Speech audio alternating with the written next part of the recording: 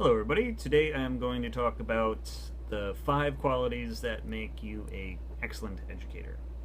So these are in no particular order, um, but the first thing that I have here is knowing the content. I think it's very important to know what you're teaching because well, quite frankly, if you don't know or have knowledge of the content, then you don't really have any business teaching others about it.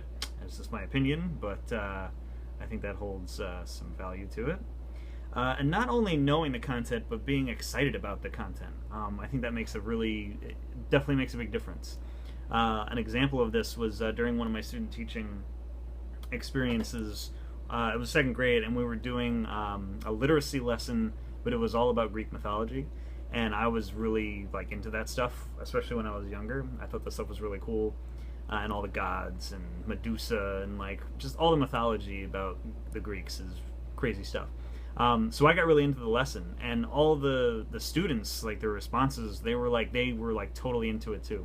And the teacher even mentioned to me, she was like, "Do you really like this stuff?" And I was like, "Well, yeah, I was actually big into it when I was younger." And she was like, I could really tell. I could tell you were excited about this topic and that you actually knew about the topic, and I could tell immediately the students responded to you positively during the lesson. So knowing the content, I think, is a very important quality of a great teacher. The second thing I have, is putting in the time. A lot of people think that teaching is you go in at 8:30 or 9 o'clock, whatever, and you're done by 3, and then you go home and you can goof off the rest of the night. And that's totally not true. A lot of teachers will go in early and prepare for the day, and will also stay late and prepare for the following day. They're making copies, they're grading papers, they're finding out weaknesses of their students, they're finding out better ways that they can make their students better and achieve greater things. It's not just you go in, you hang out with a bunch of kids for 8 hours or 7 hours, and then you leave and go home and you relax. I mean, teachers take work home every night. The 2nd grade class that I was in, the teacher would take home a stack of papers almost every night, of just ungraded work. And it was crazy. I mean, I would offer to take some home and grade them for it because I felt bad. I mean, it's just a lot. So you definitely put in a lot of time, and if you're willing to do that, I think that's definitely a great quality of a teacher as well. Next thing I have here is positive relationships with other adults. And other adults meaning other teachers in the building, administrators, the specialty teachers, the special ed teachers, anybody else in the building, anybody that you can collaborate with and come up with great ideas and share teaching methods that have worked is definitely a positive quality to have as a teacher. I mean, I think you can be a strong teacher and play it solo. You can be a good teacher and play it solo, and maybe you get by fine, sure. But I think the best ideas come when you're collaborating with others. Those are some of the best ideas, I think. So that's the third thing. The fourth one I have is a capacity for growth.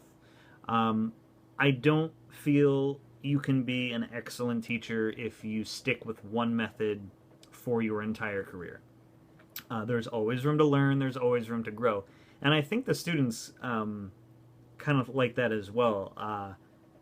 There was one experience where I had made a mistake during a lesson. I messed up. And I totally called myself out on it. I didn't try to play it off like I didn't make a mistake. And the kids were laughing, and I was like, "Hey, even teachers make mistakes too." And teachers learn things every day just like you guys do.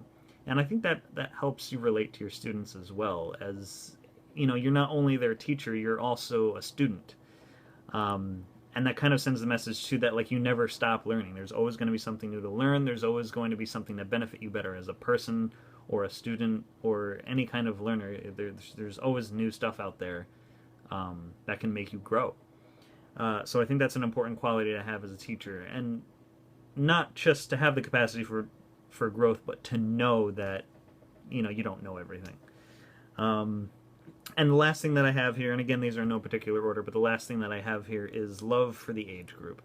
And I think that's just goes without too much explanation. I mean, if you're in a room with second graders and you don't like little kids, you're probably not in the right place. You know, I mean, maybe you should rethink your career, or try to get in another room where the kids are older. You have to love the age group that you're going to be teaching. You have to, because if you don't, if you don't like your students, or if you don't like them, they're going to pick up on that like immediately. Like they're going to know. They're going to know that you don't like them, and then they're probably going to have this attitude the rest of the year that, well, my teacher doesn't like me, and I know that, so why should I give a crap about him or her, or try to do work for them? So that's it. So those are the 5 qualities that I have. I guess that's it. Thanks. See you guys later.